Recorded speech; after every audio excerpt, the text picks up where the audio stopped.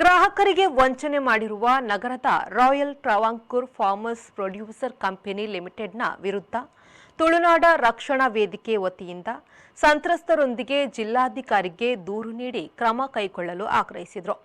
ತುಳುನಾಡ ರಕ್ಷಣಾ ವೇದಿಕೆಯ ಸ್ಥಾಪಕ ಅಧ್ಯಕ್ಷರಾದ ಯೋಗೀಶ್ ಶೆಟ್ಟಿ ಜಪ್ಪೂರ್ ಅವರು ಸಂತ್ರಸ್ತರೊಂದಿಗೆ ಜಿಲ್ಲಾಧಿಕಾರಿಯನ್ನು ಭೇಟಿ ಮಾಡಿ ಮನವಿ ಸಲ್ಲಿಸಿದರು.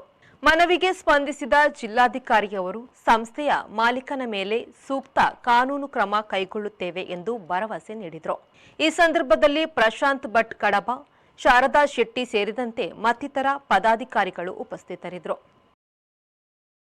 Royal Travancore farmer producer company limited ಆ ಸಂಸ್ಥೆಯ ಆರ್ ಡಿ ಮತ್ತು ಎಫ್ ಡಿ ಅನ್ನು ಇಟ್ಟ ಹಲವಾರು ಹಣ ಕಳೆದುಕೊಂಡ ಸಂತ್ರಸ್ತರೊಂದಿಗೆ ಇವತ್ತು ನಾವು ಬಂದಿದ್ದೇವೆ. ಈ ಸಂಸ್ಥೆಯು ಕಳೆದ 1 ವರ್ಷಗಳಿಂದ US ಕೊಡಿಯಲ್ಬೈಲಲ್ಲಿ ಶಾಖೆಯಲ್ಲಿ ಕಾರ್ಯನಿರ್ವಹಿಸುತ್ತಿತ್ತು. ಸಾವಿರಾರು ಜನರ ಪಿಗ್ಮಿ ಕಲೆಕ್ಷನ್ ಮಾಡಿಕೊಂಡು ಸುಮಾರು 65 ಲಕ್ಷಕ್ಕಿಂತ ಹೆಚ್ಚಿನ ಹಣವನ್ನು ಮಂಗಳೂರು ಪ್ರದೇಶದಲ್ಲಿ ಕೇವಲ ಒಂದು ಶಾಖೆಯಲ್ಲಿ ಕಲೆಕ್ಟ್ ಮಾಡಿದ್ದಾರೆ.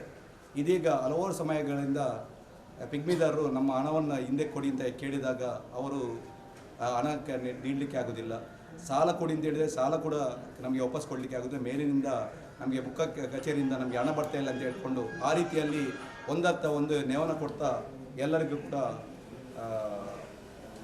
ಅವರು ಕಟ್ಟಿದ ಹಣವನ್ನು ಕೊಡದ ಸಂದರ್ಭದಲ್ಲಿ ಅವರಿಗೆ ಸಂಶಯ ಬಂದು ಅವರು ತುಳುನಾಡ ರಕ್ಷಾ ವೇದಿಕೆಗೆ ಕಚೇರಿಗೆ ಸಂಪರ್ಕಿಸಿದರು.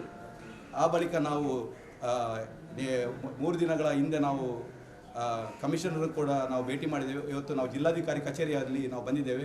ನಾವು ಹೇಳೋದಂದರೆ ಇಂಥ ಹಲವಾರು ಸಂಸ್ಥೆಗಳು ಮಂಗಳೂರಲ್ಲಿ ಬೇರೆ ಬೇರೆ ಕಡೆಯಿಂದ ಬರ್ತಾರೆ. ಇಲ್ಲಿಯ ಜನರ ಹಣವನ್ನು ಪಾಪ ಅವರು ತನ್ನ ಭವಿಷ್ಯಕ್ಕೋಸ್ಕರ ಕೂಡಿಟ್ಟ ಹಣವನ್ನು ಯಾರೋ ಬಂದು ಕಳ್ಳತನ ಮಾಡಿದ ರೀತಿಯಲ್ಲಿ ಅವರ ಪಿಗ್ಮಿ ಅಥವಾ ಆರ್.ಡಿ ಅಥವಾ ಡಿಪಾಸಿಟನ್ನು ಇಟ್ಕೊಂಡ ಅಮೌಂಟನ್ನು ಯಾರೋ ಒಬ್ಬರು ಎಲ್ಲೇ ಕೂತ್ಕೊಂಡು ಅದನ್ನು ಕೊಂಡೋಗ್ತಾರೆ. ಪ್ರತಿ ಸಂದರ್ಭ ಇಂಥದ್ದು ನಡೀತಾ ಉಂಟು. ನಾವು ಹೇಳೋದು ಸಂಬಂಧಪಟ್ಟ ಇಲಾಖೆಯವರು ಇಂಥ ಒಂದು ಕಚೇರಿಗಳು ನಿರ್ವಹಿಸುವಾಗ ಅದರ ಕಾರ್ಯಕ್ಷಮತೆಯನ್ನು ಅವರು ನೋಡಬೇಕು. ಸಂಬಂಧಪಟ್ಟ ಪೊಲೀಸ್ ಇಲಾಖೆ ಆಗಿರ್ಬೋದು, ಸಂಬಂಧಪಟ್ಟ ಸರ್ಕಾರವು ಅದರ ಮೇಲೆ ಈ ಒಂದು ಸಂಸ್ಥೆಯ ಮೇಲೆ ಉನ್ನತ ಮಟ್ಟದ ತನಿಖೆಯನ್ನು ನಡೆಸಿ ಯಾರು ಹಣ ಕಳೆದುಕೊಂಡಿದ್ದಾರೆ, ತುಂಬ ಕಷ್ಟದವರು, ಬಡವರು, ಕೂಲಿ ಕಾರ್ಮಿಕರೆಲ್ಲ ಇದಕ್ಕೆ ಹಣವನ್ನು ಹಾಕಿದ್ದಾರೆ. ಅವರ ಹಣವು ಮರು ಪಾವತಿಸುವಂತೆ ಕೂಡಲೇ ಸಂಬಂಧಪಟ್ಟವರ ಮೇಲೆ ಕೂಡಲೇ ಅವರ ಬಂಧನ ಮಾಡಿ ಸಂಬಂಧಪಟ್ಟ ನಮ್ಮ ಸಂತ್ರಸ್ತರಿಗೆ ಹಣ ಸಿಗುವಾಗೆ ಮಾಡಬೇಕು ಅಂತ ಹೇಳ್ಕೊಂಡು ನಾವು ವಿನಂತಿಸ್ತೇವೆ.